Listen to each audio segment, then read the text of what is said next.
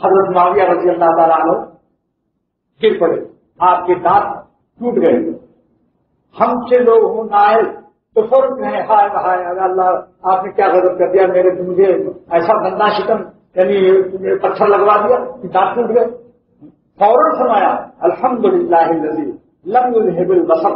حضرت معاویہ رضی اللہ تعالیٰ عنہ حضور صلی اللہ علیہ وسلم کے عزیز قریب پھوپھیدار بھائی اور کاتب وحی. بخاری شریف میں ان کی روایت عصر کے بعد کوئی نفل پڑھنا جائز نہیں ہے.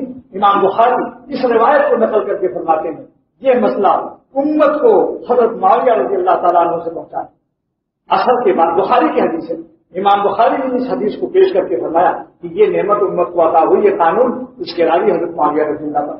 تو فرمایا شکر ہے صلی اللہ کا، دانت ٹوٹنے پر شکر ادا کیا.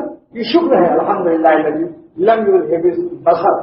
شکر ہے صلی اللہ کا لم یذھب السمع والبصر، جس نے ہماری سننے کی طاقت اور ہماری دیکھنے کی طاقت کو نہیں چھینا، دانت ہی لے لیا، لیکن ہماری سننے کی طاقت اور ہماری دیکھنے کی طاقت تو باقی ہے. تو جب کبھی کوئی نعمت کسی مسئلے سے اللہ لے لے تو جتنی نعمتیں باقی ہیں اس میں لگ جاؤ کہ اللہ شکر ہے کہ آپ نے 100 میں سے ابھی یہی تو لیا. 98 ہیں ہم جو قابل بھی نہیں تھے، ہمارے عمل کے قابل ہیں کہ ہم سے سبھی آپ لے لیں، لیکن آپ کا احسان ہے کہ 98 نعمتیں باقی رکھیں جتنی بھی جس کو ہے. تو یہ آج کی مضمون ہے. اللہ تعالیٰ ہم سب کو شکر گزاری اپنی رحمت سے نصیب فرمائے اور عمل کی توفیق عطا فرمائے.